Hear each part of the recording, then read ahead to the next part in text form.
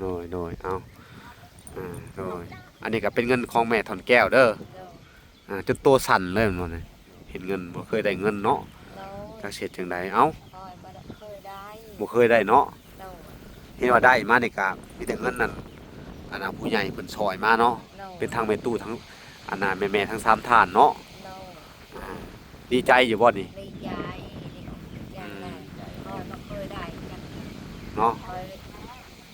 สาธุแล้วคอยได้ชั้นหนึ่งดีใจยังแม่ทานแก้วบ้างโดยแม่ถอนแก้วขับทานแก้วคอยทุกอย่างคอยก็ดีใจหลายแล้วอยู่ดีมีแห้งความเจ็บจะให้ได้ความภัยจะให้มีอายุแม่มันยืนเด้อสาธุ โดยมันหลับมันรวยแม่ทานแก้วโดยสาธุเนาะ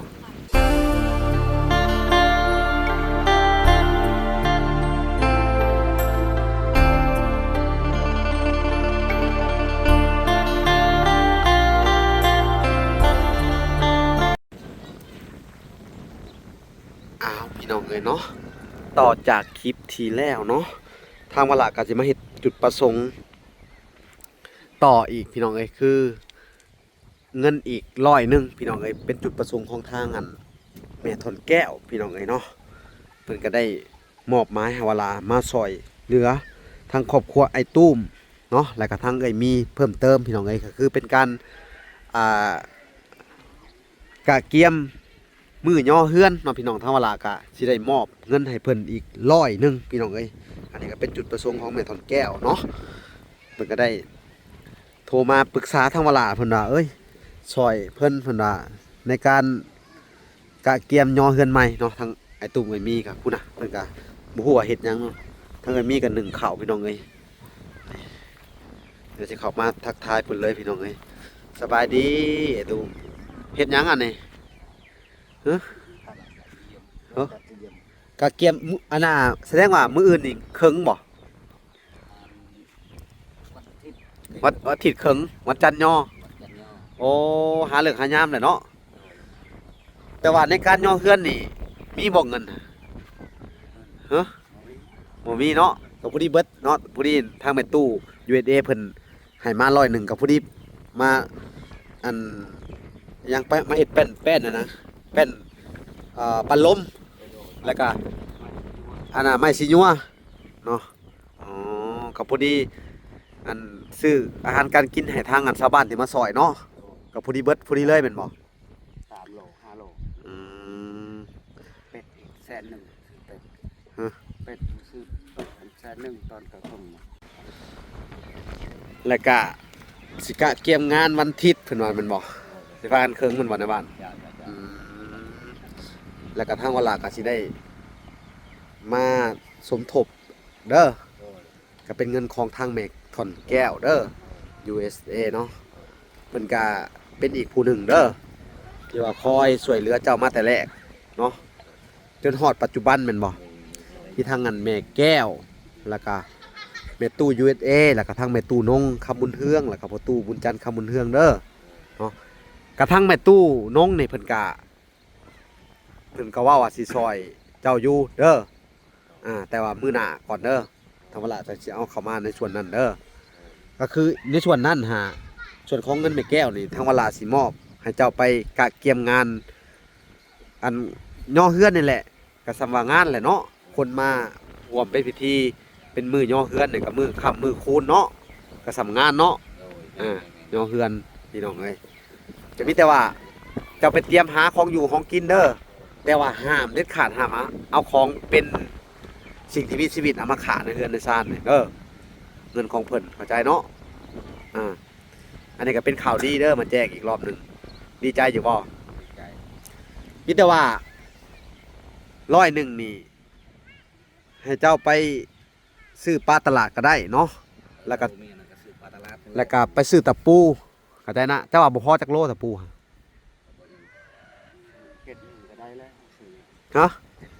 แก๊ส1แล้วก็บ่พอตัวแรกก็ซื้อมาแล้วก็ ตัวใดที่มันบ่พอนะหรือว่าสังกะสี26แผ่นเขาจะบ่พอเฮือนขนาดนี้เขาจะมันถือขางละ15แผ่นบ่ฮอดบ่นี่ซ้ำนี่แหละเฮือนเนาะ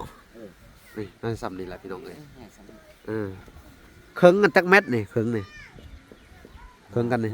5 คูณ 6โอ้โอเคกะธรรมดาสามบุญใหญ่ปานใดเนาะแต่ว่าเรื่องอันของอันเป็นปุงเป็นปูกะรอบต่อไปเด้อแต่ว่ามันเหลือเจ้าก็เอาไปอันน่ะซื้อไม้ไว้ตัวอันนั้นเงินเน้น100นี่เด้อเหลือเฮ็ดเฮือนเฮ็ดซานอันนี้ก็มีแต่ว่าให้เจ้ากำกับเอาเองเจ้าเด้อตัวใดมันบ่พอกะเจ้าคนครัวใส่ในหั่นแหละในเงิน100เด้อโดยก็จะได้บัตรนี่ได้มาเพิ่มอีกดีใจบ่มือน่ะเต้นใหญ่เลยเนาะ มือนี่สิบ่เต้นนี่บ่พาเมียเต้นในทางครอบครัวเลย เนาะยิ้มเป้ยเลยเนาะเอาขอบใจในบ้านเด้อมีแต่ว่ามอบหมายให้ทางในบ้านเบิ่งดูแลนำเพิ่นเนาะทางว่าล่ะก็คือเว้าหั่นแหละมันหลายครอบครัวติดธุระแน่มื้อนี้ก็ว่าสิเข้าไปอันครอบครัวทางอันเอ้ยบ่สีแล้วก็ทางอันไอ้หมื่นนำแน่พี่น้องเอ้ยก็เลยทางยังบ่ทันได้เข้าไปว่าสิไปแจ้งข่าวดีจังเพิ่นอยู่ทางนั้นแหละ2ครอบครัวนั่นแหละเด้อในการพยายามสิดึงให้เพิ่นได้นั่นแหละโดยเนาะหากก็คือว่าแหละได้สำใดก็มีแต่นักคิดดีใจเด้อสิอยู่ให้เพิ่นได้ซื้อคันว่าบ่มีซิเพิ่น3ฐานนี่ก็โอ้ยแล้วแหละแต่ฮู้บ่ผู้ใหญ่ที่เพิ่นช่วยเหลือเจ้ามาตลอดก็คือทางแม่ตู้นงคำบุญเทืองเด้อเพิ่นก็บ่ค่อยอันน่ะดีปานใดเพิ่นก็มีเจ็บเป็นเอ็นอุ่นนี่แหละเด้อเพิ่นก็อยู่ในห้องหมอซุมื้อนี่เด้อจะฮู้อยู่บ่นี่บ่ฮู้เนาะก็เลยมาบอกเจ้านำเด้อผู้ที่มีพระคุณของเจ้าเด้อที่คอยช่วยเหลือเจ้ามาตลอดเพิ่นก็บ่สบายเพิ่นอยู่ในห้องหมอตอนนี้เพิ่นเจ็บไข้ได้พยาธินี่แหละถ้าเช่นได้อยู่ก็เพิ่นความดันสูงขึ้นสินะเนาะแต่ก็ทางเจ้าก็ภาวนาให้เพิ่นเด้อเห็นบ่ภาวนาเป็นอยู่บ่เจ้าภาวนาอันให้เพิ่นอยู่ดีมีแฮงเป็นอยู่บ่เป็นอีกฮะบ่เป็นเนาะก็ขอให้เพิ่นหายนี่แหละสิหายเจ็บหายไข้หายพยาธิโรคาสิเด้อได้อยู่บ่ได้แล้วก็ขอบบุญขอบคุณทางเมทนแก้วเด้อจะหน่อยเด้อเดี๋ยวทางเวลาก็สิมอบเงินให้เด้อไปนั่งคือว่ามีแดดไปนั่งห่มผู้ในบ้านไปพี่น้องเอ้ยแสงแดดกระซอกนะนี่แหละพุ่นทางเมียเพิ่นกันตั้งไฟหนึ่งเขา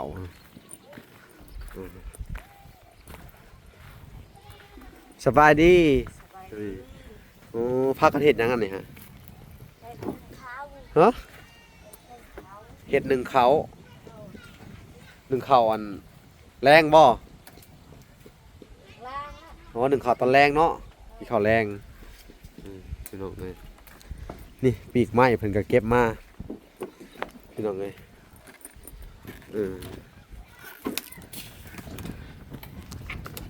นี่เลย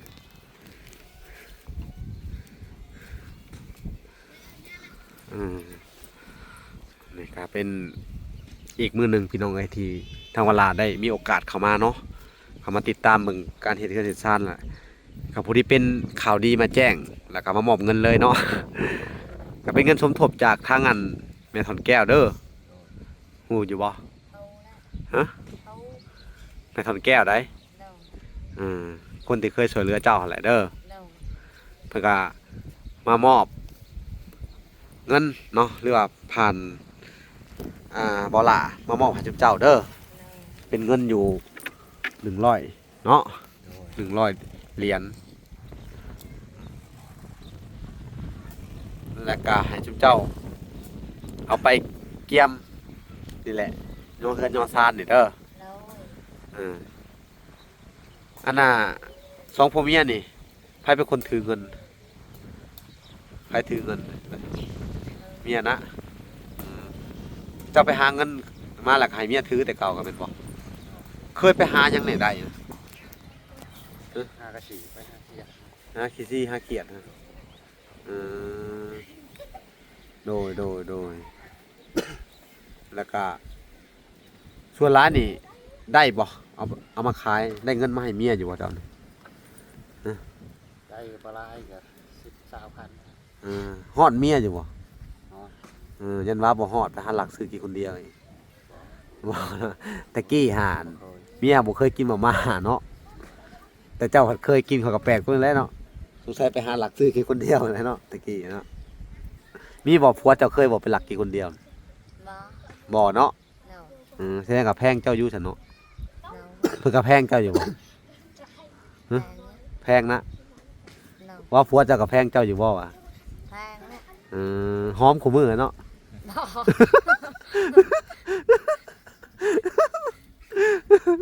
เอาแพงกันก็ต้องหอมกันแล้วสิได้ซะเออเจ้าเคยหอมเมียอยู่บ่เคยอยู่บ่เคยเนาะ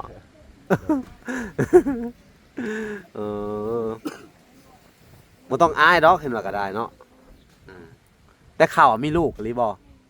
ในท้องมีบ่ฮะ บ่ มีหรือบ่มีเว่าให้ฟังใหม่ดูมีแม่นบ่ บ่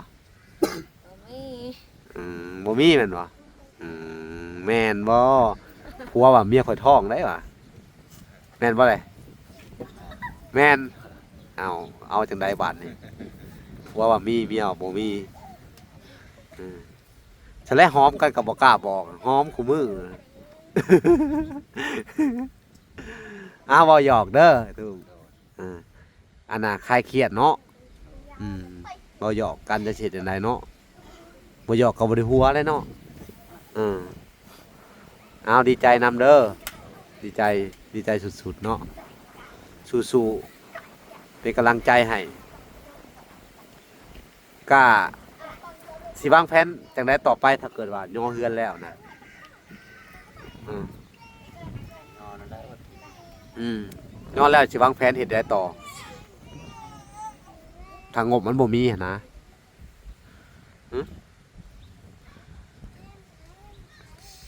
บ่ อยู่แบบนั้นแล้ว ก็หาเพิ่มใช่เหรอวะก็หาขี้ซี่คือเก่าหั่นแหละ พอได้ดอก ฮะ ปลาไหลได้ปลาไหล ได้บ่หลาย พอซื้อเอาพริกซื้อเกลือ ฉะนั้นก็ดีแหละเนาะก็คือจุดประสงค์ของอันทางเวลาแน่เนาะแล้วก็ทางผู้ใหญ่แล้วที่เพิ่นช่วยมาก็อยากให้เจ้า หาอยู่หากินเลี้ยงลูกเลี้ยงเต้าต่อไปนั่นแหละคำว่าพอต่อเติมเฮือนก็ให้ต่อเติมไปเลยบ่ให้เฮ็ดคือเก่านี่เด้อแม่นว่าเฮือนรู้ก็แนะนั่งเบิ่งอยู่บ่ได้เด้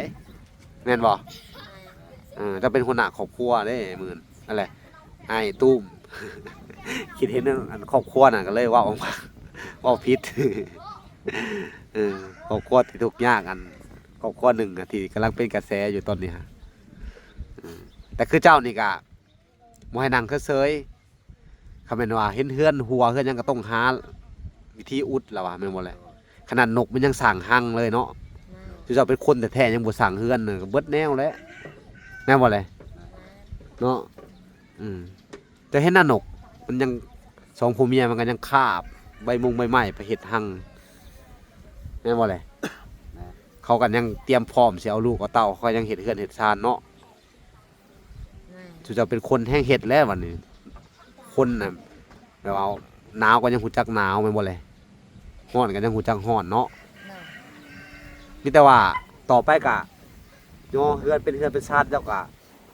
บำรุงรักษาเอาแหละผักกระจาดมันขาดก็ไปหาไปตรงไปตองมาแล้วว่ะมาสารเป็นอยู่บ่นี่ผักกระจาดนี่ไผสารผักกระจาดนี่จะเป็นคนสารเมียสารเป็นแล้วก็ไปหาไปตองแม่นบ่เลยแล้วก็เล้าไม้ให้เมียแล้วเมียก็สารนั่นนี่แม่นบ่เลยต่อไปก็เฮ็ดกระสั้นมานี่เด้อลูกเจ้าก็น้ำมือใหญ่มาเฮ็ดให้มันอันน่ะให้ลูกเพิ่นเห็นให้เป็นตัวอย่างให้ลูกเนาะสู้ต่อไปเอา สู้ๆเป็นกำลังใจให้เด้อเดี๋ยวเวลาก็สิได้มอบเงินเด้อให้เลยเด้อโอเคพี่น้องเอ้ยก็สิได้มอบเงินในส่วนของทางแม่ทนแก้วเพิ่นพี่น้องเอ้ยพี่น้องเอ้ยเวลาก็สิได้มอบเงินให้อัน100เนาะโดยโดยอันนี้ก็เป็นเงินของแม่ทอนแก้วเด้อจนตัวสั่นเลยมันนี่เห็นเงินบ่เคยได้เงินเนาะจักเสียจังไดบ่เคยได้เนาะเห็นว่าได้มานี่ก็มีแต่เงินนั่นผู้ใหญ่เพิ่นซอยมาเนาะเป็นทางแม่ตู้ทั้งแม่ทั้ง3ท่านเนาะดีใจอยู่บ่นี่ดีใจพ่อไม่เคยได้เนาะสาธุแล้วคอยได้ชั้นนี้ดีใจยังแม่ทอนแก้วบ้าโดยแม่ทอนแก้วแม่ตู้มึงว่ากะมีที่ผ่านมากับแม่ตู้เอาให้แล้วแต่ตอนนี้ของเงินเป็นของแม่ทอนแก้วเด้อโดยเอาภาวนาให้เพิ่นแน่ขอบคุณเพิ่นเอาขอบคุณทอนแก้วเป็นข้าวคอยทุกอย่างคอยก็ได้ใหญ่หลายแล้ว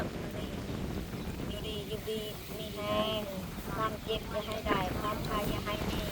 อายุอย่าให้มันยืนเด้อสาธุ โดยมันหลับมันรวยแม่ทานแก้วโดย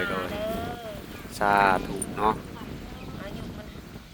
หันชันยืนอายุมันควันยืนโดย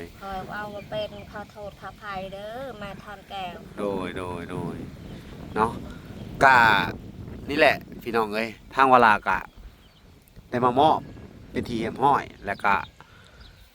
กันนี่ต่อไปกะมีแต่มอบไม้ให้ทุกเจ้ากะเกี่ยมงานทุกเจ้าเด้อเฮ็ดเฮ็ดซาทุกเจ้าต่อเด้อ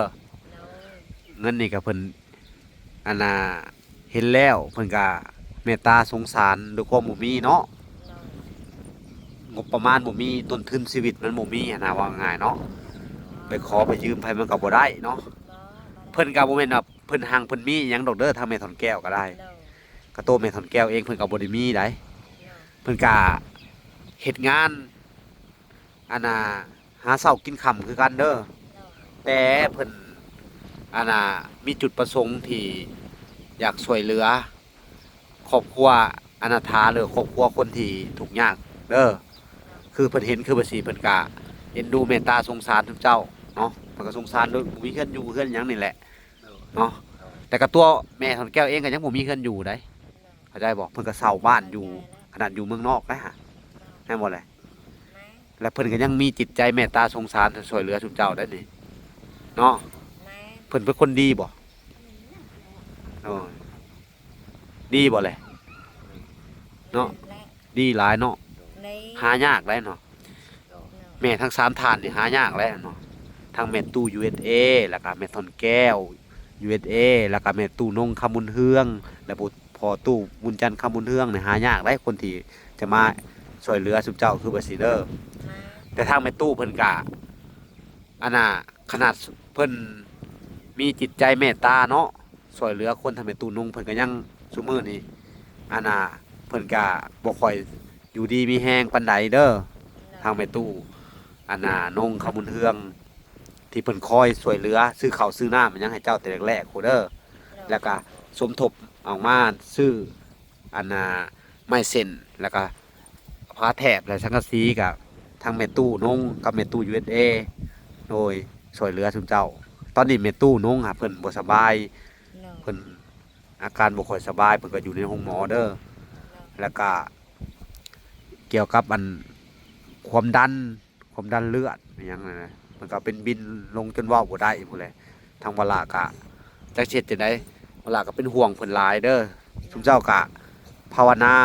แล้วก็ให้กำลังใจเพิ่นเด้อเอาทางแม่ตู้นงเด้อแม่ตู้นงคำบุญเฮืองเด้อเอาให้เพิ่นภาวนาให้เพิ่นหายดีเด้อเอาหายไวๆเด้อแม่ตู้นงช่วยเหลือคอยอยู่ดีมีแหงเด้อคอยกระทุกยากอายุคันค หันยืนสาธุออนหลับมันรวยเด้อ ตอนนี้เพิ่นเข้าห้องหมออยู่ เขาคงมาอยู่ออนมาไหวๆเด้ออันอยู่ดีมีแฮง ให้หายไว ให้ไหว ๆอ่า ได้ความใครอย่างนี้ ๆความเจ็บอย่าให้ได้ความใครอย่าให้มีให้ลำให้รวยเด้อ สาธุ แม่ตูน้อง สาธุ คอยเป็นห่วงเป็นใย โดย ช่วเหลือคอย สาธุโอ้สาธุเนาะพี่น้องเอ้ยเนาะทางอันไอ้ตูมเอ้ยมีกะเป็นห่วงเนาะกะนี่แหละขอให้เพิ่นหายไวเนาะทางวลากะเช่นกันพี่น้องเอ้ยขอให้ทางแม่ตู้นงเพิ่นแล้วก็อันทางครอบครัวเพิ่นนั่นแหละอยู่ดีมีแฮงเนาะแล้วก็ตัวแม่เพิ่นบ่สบายเนาะก็คือตอนนี้ก็ขอให้เพิ่นหายเจ็บหายไข้หายพยาธิโรคาที่เป็นอยู่เนาะให้ออก อันจากห้องหมอไวๆให้หายไวๆเนาะให้ดีวันดีคืนเด้อสาธุบุญรักษาเทวดาคุ้มครองแม่เด้อเอาให้อยู่ดีมีแฮงทางลาวก็ได้ปิดเว้นเนาะจากพยาธิพะเยาที่เป็นอยู่ก็ให้หายเนาะหายไวๆให้ดีขึ้นเนาะบุญที่ทางพ่อแม่เฮ็ดไว้เนาะขอให้ไปปกปักรักษาคุ้มครองเบิ่งแยงครอบครัวทางแม่ตูนงก็แล้วก็โตแม่นงที่เป็นอยู่เองนี่ก็ให้หายเนาะหายให้ดีไวๆซะดีให้ออกห้องหมอไวๆให้กลับมาเป็นปกติคือเก่าเนาะ เนาะ อ้าวสาธุสาธุทางวลาแล้วก็สุเพิ่นนี่ก็เป็นห่วงบ่มีหยังเนาะสิตอบบุญแทนคุณก็มีแต่คำปากคำเว้านี่แหละคำอวยพรให้เนาะแล้วก็ขอวอนพระวอนเจ้าสิ่งศักดิ์สิทธิ์ทั้งหลายนี่แหละไปปกปักรักษาคุ้มครองเพิ่นเนาะผู้ที่มีพระคุณกับครอบครัวซุมเจ้าเด้อคือทางแม่ตูนงก็ได้เพิ่นก็มีพระคุณที่ว่าช่วยเหลือซุมเจ้าที่ผ่านมา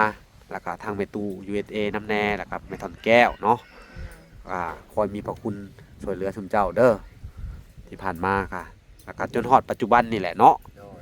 แล้วก็ได้ยินข่าวว่าเพิ่นบ่สบายมื้อนั้นก็โอ้ยเนาะทางวลาก็เป็นห่วงเป็นใยเพิ่นจนอันน่ะแรกๆก็จนคิดหลายพุ่นแหละจนนอนบ่หลับทางเฮาก็ได้กับทางแม่ตู้ USA เพิ่นโทรมาว่าแม่ได้ล้มกับทางแม่ตู้แล้วเพิ่นก็อันน่ะอยู่ซื่อๆก็สายหลุดไปเลยสินะเนาะแล้วก็ทางวลาแล้วก็ทางแม่ตู้เพิ่นก็เป็นห่วงเป็นใยแล้วก็จนพากันติดต่อหาเพิ่นหลายรอบครับเพิ่นก็บ่รับแล้วก็พอได้ฮู้ข่าวต่อมาก็ที่เพิ่นนั่นบางสายหลุดไปก็เพิ่นว่าคนที่เป็นมึนชาในโตนะความดันมันขึ้นสูงเนาะเพิ่นก็ได้อันน่ะคานไปหาทางอันพ่อตู้เนาะจังได้พากันไปหาหมอก็จังว่า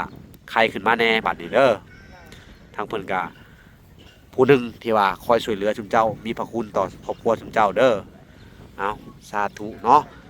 ขอให้เพิ่นหายวันหายคืนดีวันดีคืนเนาะเอาทางเวลาก็อันบ่มีหยังเด้อมื้อนี้เด้อก็เข้ามาแต่งเวียกแต่งงานให้ชุมเจ้านั่นแหละในเรือนชุมเจ้าเองนั่นแหละเด้อเจ้าก็ซื้อตะปูมาไว้เด้อก็คืออันน่ะย่อเฮือนย่อซ่านก็มันก็ต้องมีของอยู่ของกินเนาะพอได้อันเลี้ยงเพิ่นเนาะหาเหือหาแห้งชาวบ้านคือเก่าหั่นแหละเด้อทางวลาก็มีแต่สิมอบหมายให้ทุกเจ้าแหละก็ทางในบ้านเนาะโดยก็มีแต่ว่าอันหามื้อสันวันดีก็พากันหยกยอกันแล้วเด้อก็บัดเข้ามาพุ่นแหละก็สิมาถ่ายเบิ่งมาอัปเดตเบิ่งเด้อแต่ว่ามื้อย่อหาเขาว่ามาทันก็สิมาถ่ายอยู่เด้อเอาโอเคพี่น้องเอ้ยคลิปนี้ก็สิได้ขอตัวลำลาไปก่อนเนาะพี่น้องเอ้ยฝากติดตามคลิปตอนต่อไปว่าล่ะก็จะได้เข้าไปเฮ็ดภารกิจทางครอบครัวสาวบัวสีต่อเนาะแล้วก็ทางครอบครัวไอ้มื่นแล้วก็ครอบครัวทางแม่ตู้ไทยต่อพี่น้องเอ้ยเอาคลิปนี้ก็สิได้ขอตัวลำลาไปก่อนเด้อเอาฝากติดตามคลิปตอนต่อไปเนาะเอาโอเคพบกันใหม่บ๊ายบาย